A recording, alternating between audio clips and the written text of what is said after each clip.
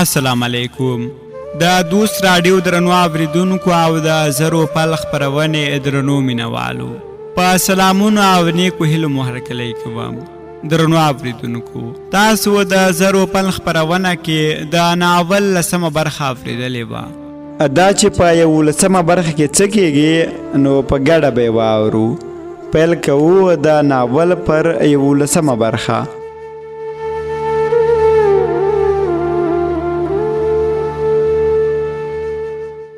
د ګلمینې ټول کلیوالو سرونه ټیټ کړل او یو د خپل کور په لور روان شول.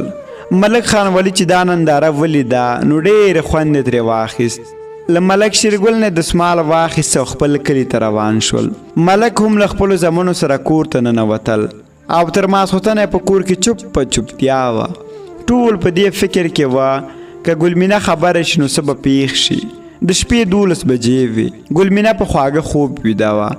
شپونکی یې خواته راغی او ورته یې وویل ولې د زهیر کړی یم، نه دې خط راځي او نه زما پوښتنه کوې، ولې داسې کوې؟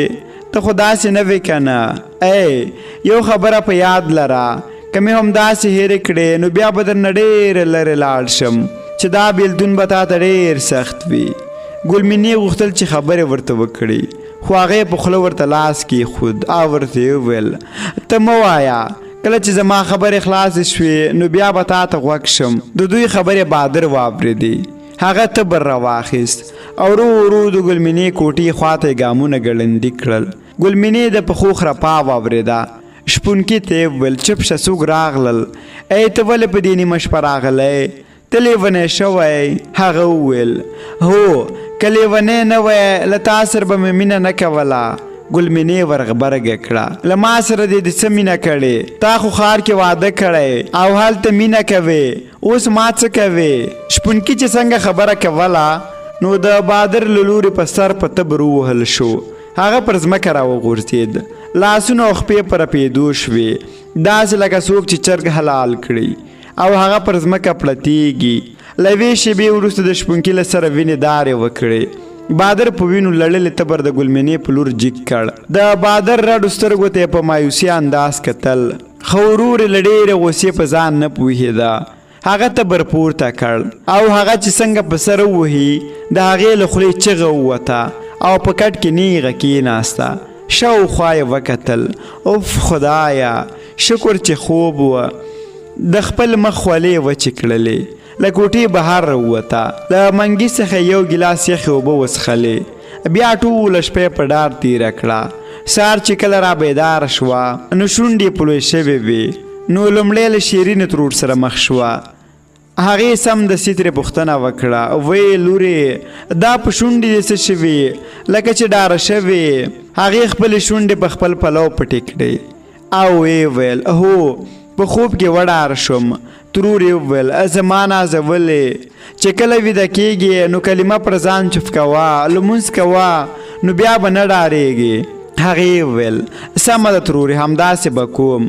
د سهار چای تیار شو، پیالې ډکې شوې خو ګلمینه ډېره غلې ناسته وه چې په دې وخت کې بادر هم کوټې ته راننوت.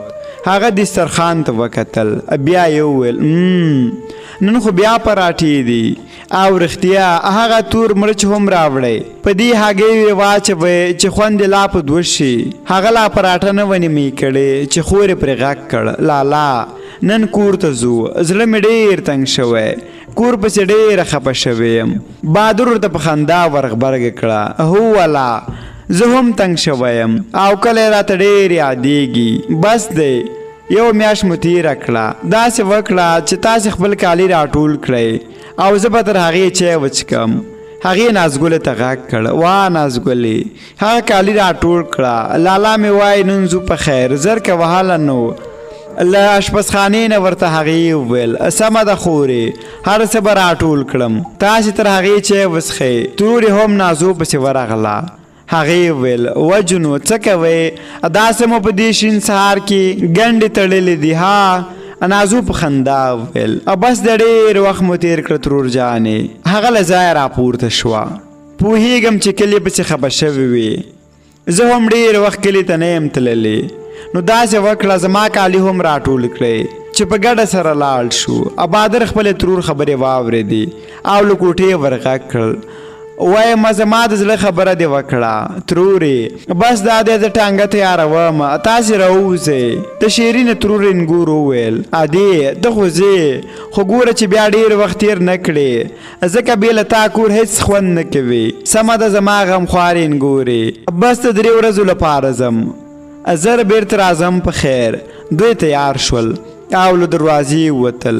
انګوري ورپسې اوبه وشیندل او ویې ویل که زما هم چا پوښتنه کوله نو ورته مې ډېرې سلامونه کوئ.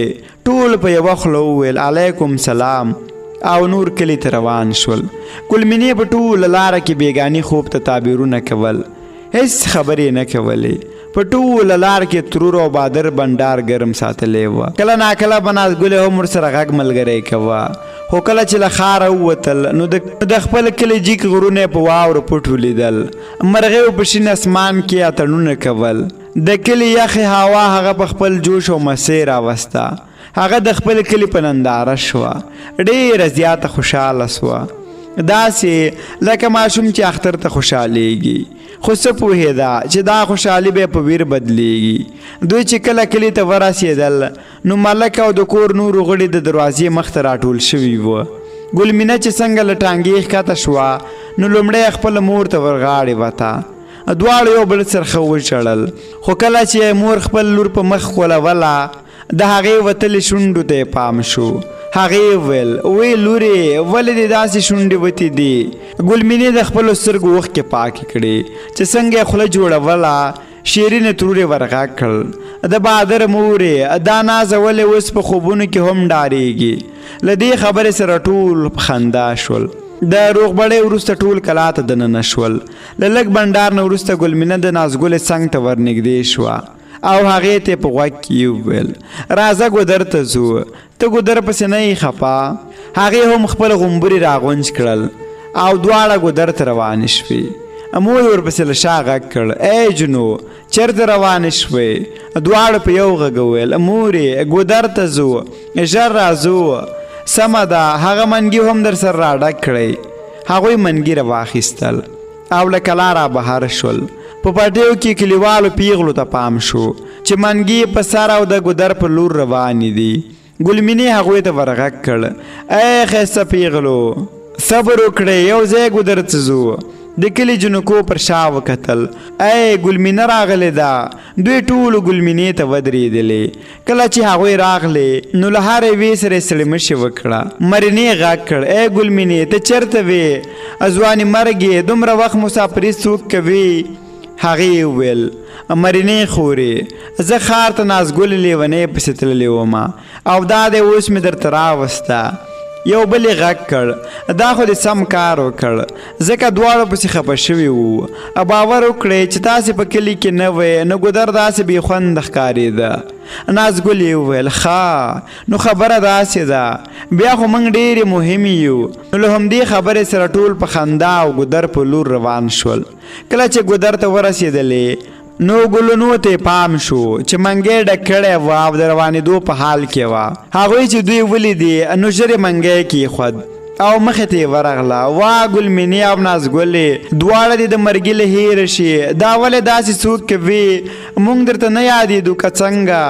نازګلې وویل ویې خورې ولې راته نه یادېدې؟ دا وګوره د ګلمینې خوارکۍ له ډېره خفګانه شونډې درپسې چاودې دي. هغې وویل خدای دې نه کړي چې زما له وجې دا حال شي. د دې شونډې به زما له امله نه وي، دا به د شپونکي په بیلتون کې داسې شوي وي. نازګلې ورغبرګې کړه هغه څنګه؟ خدای دې نه کوي، هغه اوس هم په زړه کې ده او دا ورته په انتظار کې ده. خورې خبره اوس له دې تیره ده ځکه دا اوس د بل چا ښځه ده. له دې خبرې سره ګلمینې ټکان وخوړ. ګلونو یې له ویښتو ونیوله. تاسو وویل زه شپونکي نه پرته بل څوک نه غواړم. نورو پیغلو د ګلمینې او ګلونو ترمنځ په خلاصولو کې مشغولې شوې. دواړو له یو بل نه ویښته کشول شروع کړل. کله چې سره خلاص شوې نو ګلونو په لوړ غږ وویل ای شیشاکې ته اوس د عجب خان ښځه یې، هغه د ملک خان ولی زوی دی. له پلاره دې پوښتنه وکړه چې 38 کلن سړي ته په بنه ورکړې. ګلمینې چې دا خبره واورېده نو پر ځمکه راولوېده او بېحاله شوه. د کلي ټولو جنکو هغه په غېږ کې واخیسته او کور ته یې وړه. ملک چې خپله لور په دې حال کې ولیده نو په غوسه یې ویل زما په لور څه شوي دي؟ نازګلې ورغبرګې کړه دا ستا له وجې په دې حال ده، دا دې ولې ورکړې؟ یو وار خو به دې له دې سره مشوره کړې وه. هغه چې دا خبره واورېده نو خپله ورېرې په څپېړه ووهله او ورته یې ویل چپ شه ژبه ورې، له شپونکي نه خو د ملک زوی ښه دی، پیسې لري، زور لري، نسب لري، هغه د چا خبره د بدماشۍ ټول کلي کې کیسې کېږي. د هغه غوندې سړی ماته په کار دی نه د شپونکي غوندې. نازګله کوټې ته لاړه او هلته یې ښه په چغو وشړل.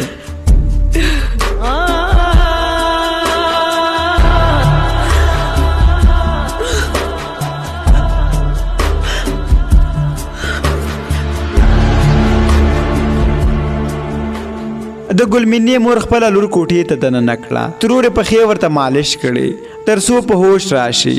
د کلي ټوله نجونې سر ته ولاړې وې، د مور له سترګو یې غټې غټې څاڅکې وښکې تویېدلې. 10 دقیقې تېرې شوې چې ګلمینه په هوش راغله. هغې اوبه وغوښتلې، د کلي یوه پیغلې په منډه له منګینې یو ګیلاس اوبه ورکړې. ګلمینې خبرې نه کولې، یوازې له سترګو اوښکې تلې. زړه یې دومره ډک وه چې هېڅ خبرو ته نه پرېښوده.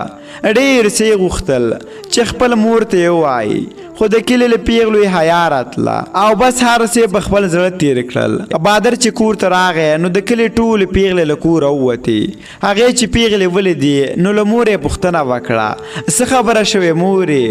بادره زویه په خور دې لږ سر ګرځېدلی او د کلو نجونو کور ته راوسته. هغه په ورختایۍ سره وویل نو په څه خبره مورې؟ خیر خدای که نه؟ هغې وویل زویه خور دې پلار عجب خان ته ورکړې. څه عجب خان خو واده لري که نه؟ زویه څه به ووایو، د پلار خوښه دې وه، زموږ هسې هم نه اوري.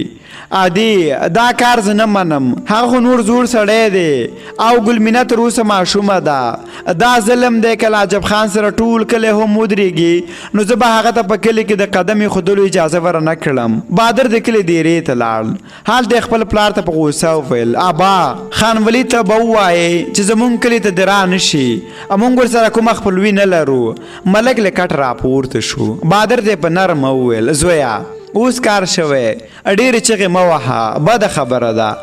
په ټول کلي کې ما سره څوک په لوړ غږ نه دي غږېدلي. بادر ورته وویل ابا ټول کلی نه مني او له هغوی سره موږ د کلونو دښمني ده، هغوی هسې هم په دې بهانه له موږ نه خپل غچ اخلي. ملک وویل زویه اوس هغه وخت تېر دی او په دې برخه کې نور که غلی کښېنې ډېره به درته ښه وي. بادر هم پر کټ کښېناست، پر خپلو ویښتو کې لاسونه واچول، بې لاس تر زنې کښېناست. څو کلیوالې څنګ ته راغلل او ډاډ یې ورکړل چې موږ هم در سره ولاړ یو.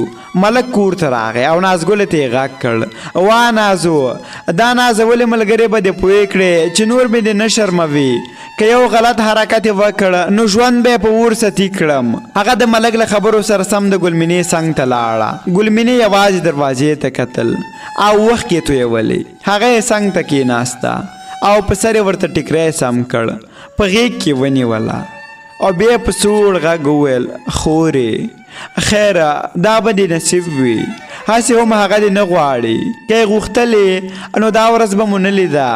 ګلمینې بیا سلګیو پسې واخیسته او دواړو سره په کریک وشړل.